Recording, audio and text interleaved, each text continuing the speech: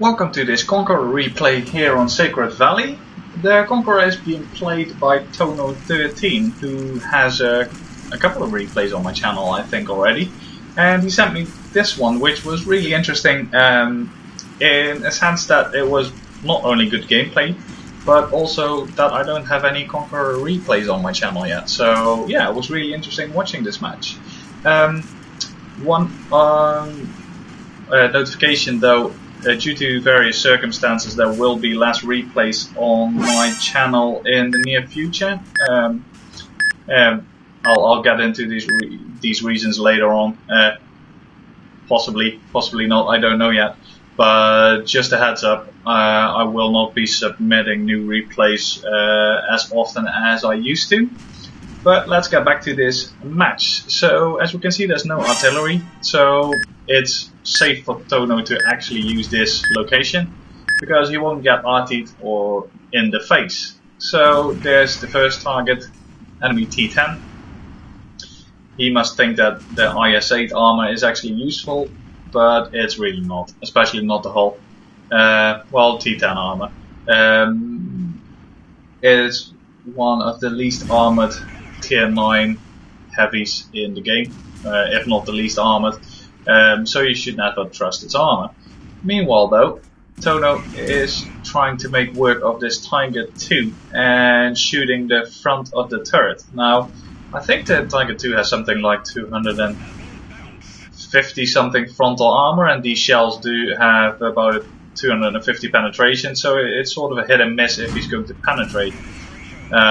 Some shells do, some shells don't, but one thing I'm wondering is why he isn't just shooting the cupola, because you can quite clearly see it and there's a much greater chance of actually penetrating it. I was quite surprised though as well that it seemed that, yeah, Tono has got 3 marks on his barrel for the Conqueror, so well done to that.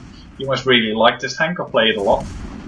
And you seem to be doing quite good in it, so yeah, nice. And that's quite an achievement to get 3 gun marks on most tanks, especially the more popular ones, because lots of people played him, which means that also lots of good people played him.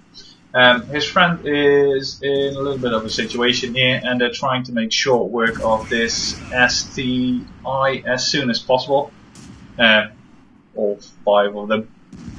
And he's not looking too happy now, so gets taken out, and Tono decides to turn around because there's a Ferdinand behind him as well as an SP1C.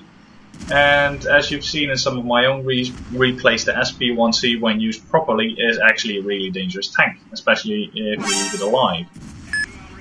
Tono snaps a nice shot into the side of the Ferdinand and then moves uphill. I think potentially he could have saved this guy if he went down below, but unfortunately he gets taken out, so he decides to maybe shoot the SP1C, but then goes for the Ferdinand. T44 shoots him in the track, and his friend is engaging the SP1C while he is actually going for the T44, and the T44 is not really happy now anymore, so SP1C gets taken out. Tono just auto aims the T44 and kills him. So yeah, doing quite well so far. 3 kills and 4,500 damage. So quite an interesting result so far already.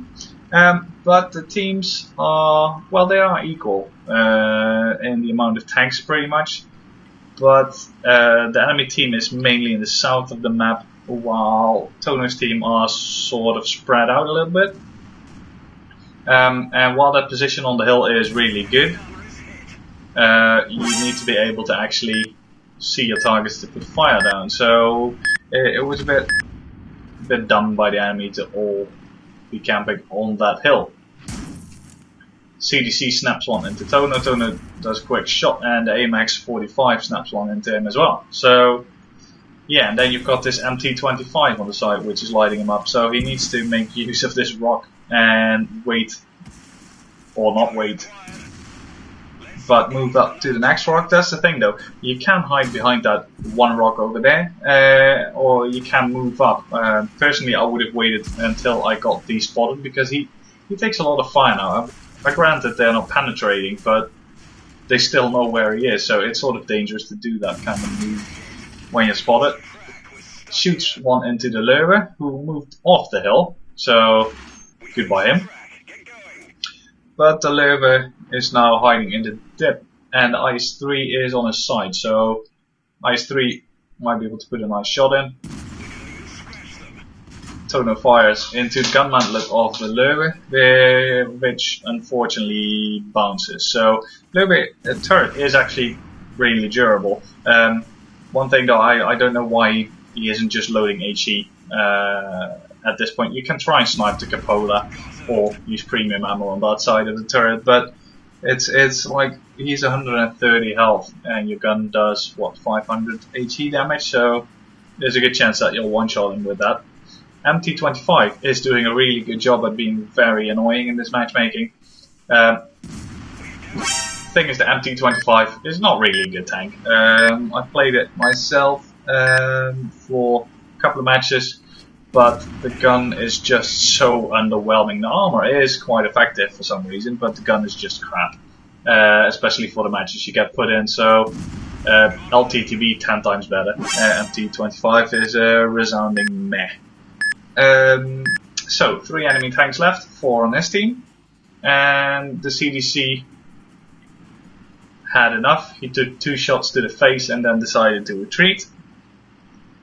So now Tono is slightly less cautious moving around the corner, snaps a nice shot into that M4, and then pulls back again. He's still spotted though, and the CDC shoots him with premium ammo. Because then you spent most of your match being completely useless on the hill, and then you load some premium ammo to do some last ditch damage in order to save your match or something. T30 suicide, no idea why, and just like that both of them sort of pulled the match back together. So yeah, really nice save of the match. There's just one guy left, the CDC. Ice 3 is capping though, so the CDC has probably moved out of the position on the hill and gone to try and decap. CDC had 3 kills, which, well, he did a good job. Don't know how much damage he scored, haven't checked. But Tono did 6.7k that we've seen, which is pretty awesome in a match like this. So 6.7k damage and 12,500 WN8 as well. Obviously an ace tanker badge, as well as a high caliber, a top gun, and a steel wall, unsurprisingly, for bouncing quite a lot of shots. And there goes the CDC taken out by the Ice 3 capping, who incidentally was full health as well. So yeah, I'm still grinding this tree. I'm currently at Churchill Black Prince. I'm not actively grinding it because I'm not really looking forward to really slow heavies, but this thing certainly looks really useful. So it is an incentive maybe for me to grind it as well. I am grinding the median line more, currently up to the Centurion, so yeah, quite enjoying it. So yeah, I hope you enjoyed this replay as well. I hope you enjoyed the Conqueror and the way Tono played it, and if you did, feel free to rate it, subscribe to the channel, and see you next time.